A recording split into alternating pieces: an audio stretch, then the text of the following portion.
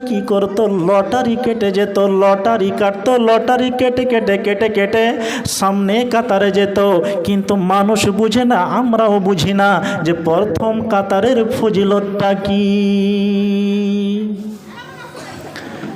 প্রথম কাতারের ফজিলত যদি আমরা জানতে পারতাম, জানতাম তো আমরা লটারি কেটে যেতাম, লটারি। কিন্তু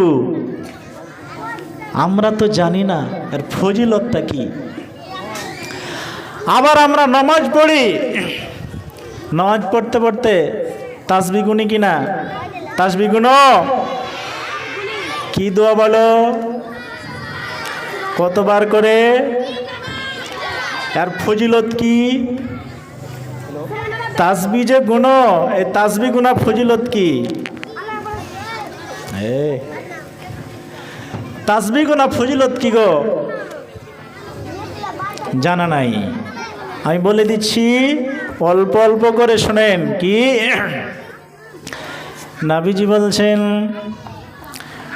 কোন ব্যক্তি যখন নামাজের পরে তাসবিহ পাঠ করে, তাসবিহ গণনা করে, নবীজি বলছেন কিয়ামতের দিন ওই হাতের জোড়গুলোকে, হাতের গিরাগুলোকে আল্লাহ রাব্বুল আলামিনের সামনে বিপক্ষ হয়ে কথা বলবে, এবং যেই ব্যক্তি তাসবিহ গুনবে, তাসবিহ গণনা করবে, তার পক্ষ হয়ে কিয়ামতের দিন সাক্ষী দিবে।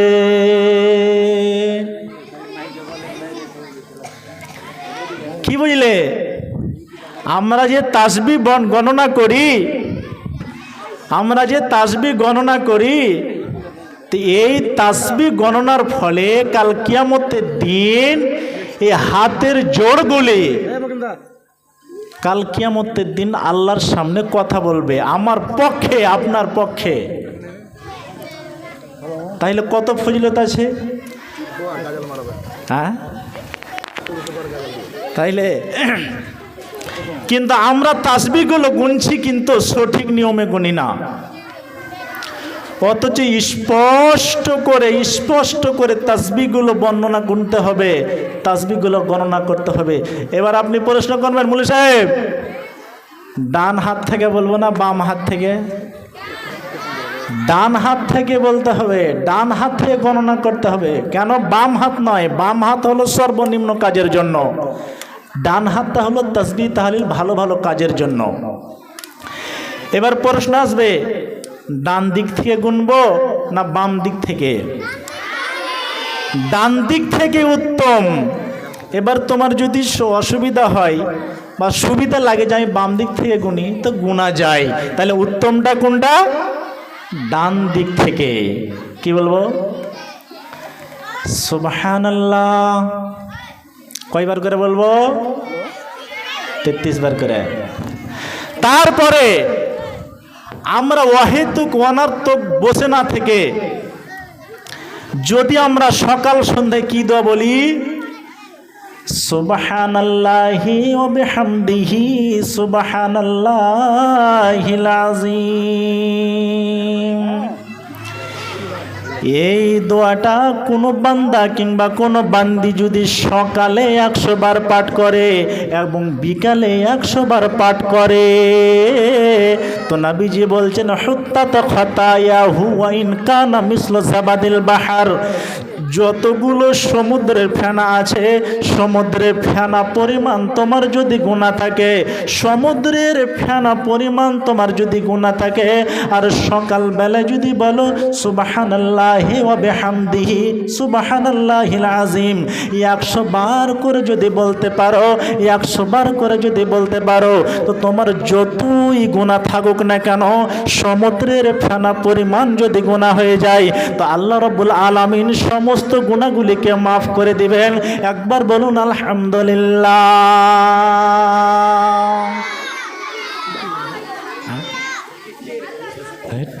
কিছু না। তাইলে চিন্তা করো, আমরা অহেতুক অনার্থক যেখানে সেখানে বসে বসে এমনি কথা বলি, কিন্তু যদি জিকিরগুলো করি, তাসবিহগুলো পাঠ করি, তাহলে কত নেকি হবে। যে নবীজি বলছেন সকালে যদি কোনো ব্যক্তি 100 বার বলে সুবহানাল্লাহি ওয়া বিহামদিহি, কিংবা সন্ধ্যায় যদি বলে, আর ওই ব্যক্তির যদি সমুদ্র ফেনা পরিমাণ যদি গুনাহ থাকে, আল্লাহ রাব্বুল আলামিন সবগুলোকে মাফ করে দিবেন। আবার বলুন আলহামদুলিল্লাহ। কিন্তু আমরা গুনাহ করতে বেশি ভালোবাসি না নেকি করতে? এখানে নেকি করেছো আজকে? হাসতে হাসতে নেকি করেছো, কিন্তু হাসতে হাসতে গুনাহ করি না? হাসতে হাসতে গুনাহ করি, কিন্তু হাসতে হাসতে আমরা নেকি করতে পারি না। এই জন্য কই বলছেন কি, এই পৃথিবীর সবই নকল, এই পৃথিবীর সবই নকল, আসল কিছু নয়। এক আল্লাহর গোলাম আমি, এই তো পরিচয় গো। এক আল্লাহর গোলাম আমি, এই তো পরিচয়।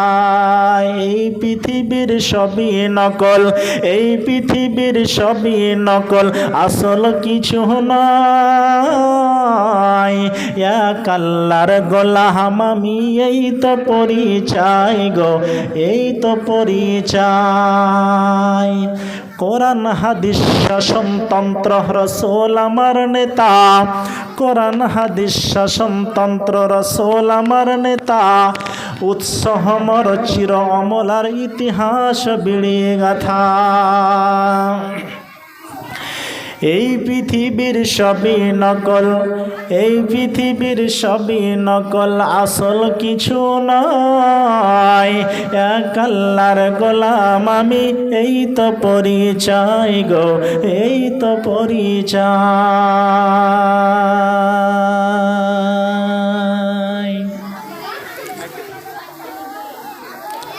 তো কি বুঝলেন? আমরা যদি কোনো নেতার পিছনে ঘুরি, আমাদের নেকি হবে? নেকি হবে না, কিছুই হবে না। অথচ ওয়াহেতুক গুনাহ আমরা কামাই করিনি। যদি অ্যাকচুয়ালি নেতার পিছনে ঘুরতে হয়, কোন নেতার পিছনে ঘুরব? কার পিছনে? কার অনুসরণ করব? হযরত মুহাম্মদ মুস্তাফা সাল্লাল্লাহু আলাইহি ওয়াসাল্লামের। কিন্তু আমরা আজ বর্তমান সমাজে দেখা যাচ্ছে যেখানে সেখানে নেতার পিছনে ঘুরে ঘুরে ঘুরে ঘুরে নিজেও বরবাদ হয়, নিজের শরীরও বরবাদ হয়, নিজের জবানও বরবাদ হয়, অনেক কিছু বরবাদ হয়। কিন্তু আমরা বর্তমানে হাসতে হাসতে অনেক গুনাহ করে দিই, অনেক গুনাহ করে দিই, কিন্তু হাসতে হাসতে আমরা কখনো নেকি করতে পারি না। আল্লাহ যেন আমাদেরকে হাসতে হাসতে নেকি করার তৌফিক দেয়। সবাই বলুন আল্লাহুম্মা আমিন। আর বলবো না, হ্যাঁ গাইল বলবো, কি গাইল বলবো গো?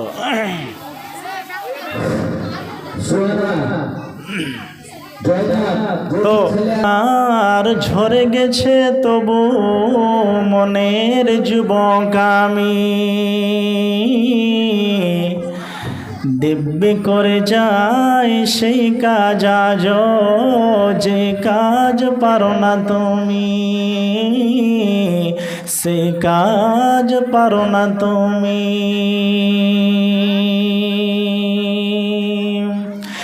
জৈবন আমার ঝরে গেছে তবু মনের যুবক আমি,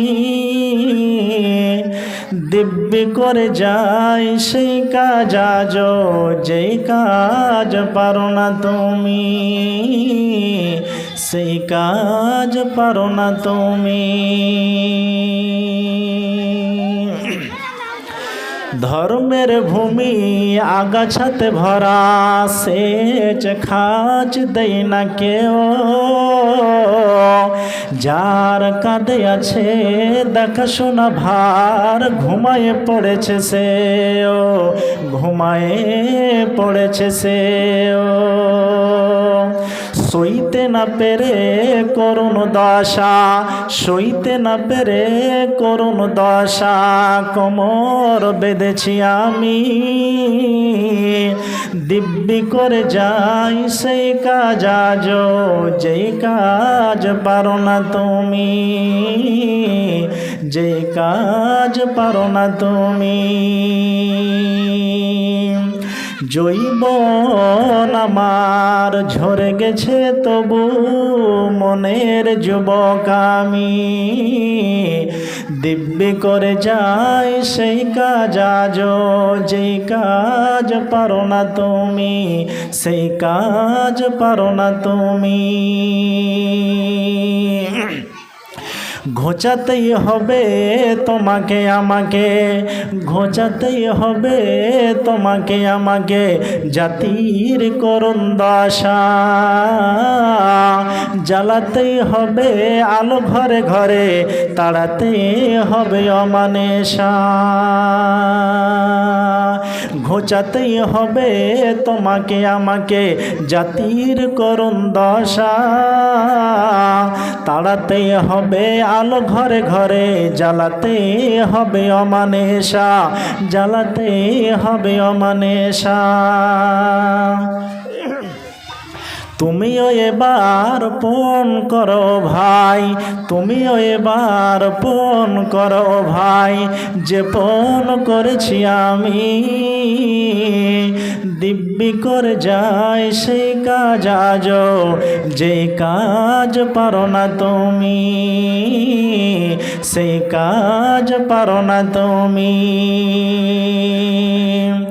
জৈবন আমার ঝরে গেছে তবু মনের যুবক আমি, দিব্যি করে যাই সেই কাজ আজ, যেই কাজ পারো না তুমি, সেই কাজ পারো না তুমি। জৈবন আমার ঝরে গেছে তবু মনের যুবক আমি, দিব্যি করে যাই সেই কাজ আজ, যেই কাজ পারো না তুমি, সেই কাজ পারো না তুমি। বক্তা কই আর একটা গাল কই দিলে, হ্যাঁ